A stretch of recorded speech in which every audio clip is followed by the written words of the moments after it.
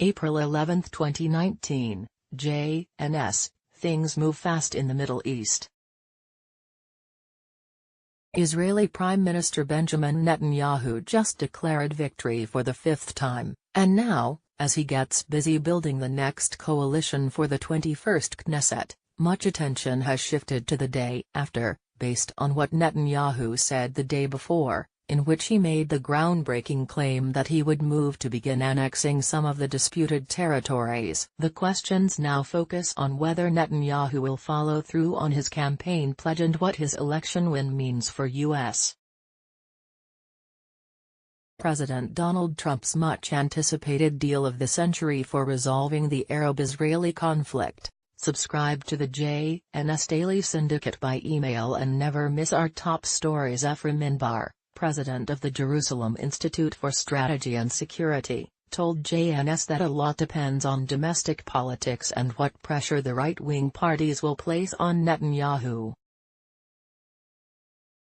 He noted that Netanyahu said he may carry out such an annexation at a later stage and certainly did not mean immediately. It all depends on what kind of freedom of action he has domestically, as well as in the international arena, and he will have to decide what areas are important in terms of security and in terms of Israeli consensus, said Inbar. Ronnie Shaicht, senior correspondent and commentator on Palestinian affairs for the Hebrew daily newspaper Yediot Ahronot and a researcher at the Harry S.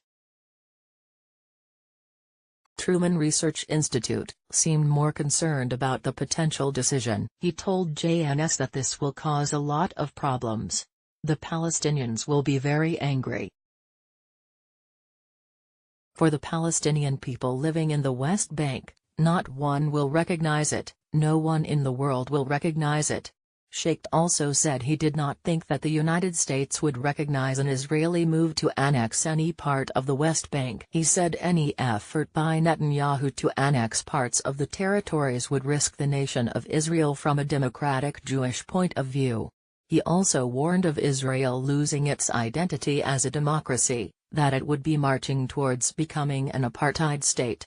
However, Inbar noted that annexation of the West Bank, or parts of the West Bank, has been on the agenda of every Israeli government, including labor-led governments, because they want the settlement blocks as part of Israel.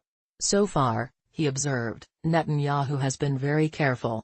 In terms of the Trump administration peace plan, Inbar said Israel just doesn't know much yet. It will probably deviate from the Clinton parameters that everyone until now assumed would be the basis for a final settlement. It will move the goalposts, he said. This is basically good for Israel. Any Israeli government will, of course, say yes, and any reservations it has will be registered. The Palestinians have already said no, and they will continue with their rejectionism.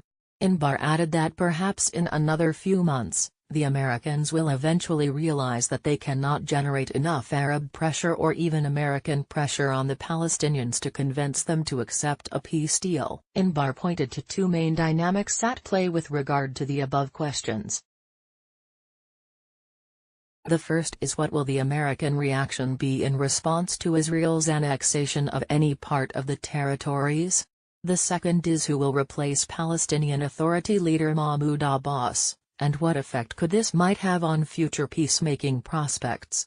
These two dynamics will strongly shape future Israeli decisions on both annexation and peace. Time will tell. We will see, he concluded. It sends an important message. Eugene Kontorovich, a scholar at Forum Coelit and a professor at George Mason Antonin Scalia Law School, told JNS that Netanyahu's promise to apply Israel's civil law to Israeli communities in Judea and Samaria leaves out a lot of details, when, where and so forth. But it sends an important message. He emphasized it was important to point out that Netanyahu did not say annexation because one cannot annex what already belongs to you. He speaks properly of more robustly applying Israeli sovereignty, which already exists. Agreeing with Inbar that the Palestinians appear to uphold a policy of rejectionism, Konderovich also noted that the Palestinians are the only national independence movement to ever turn down an internationally backed offer of statehood in any part of the territory they claimed.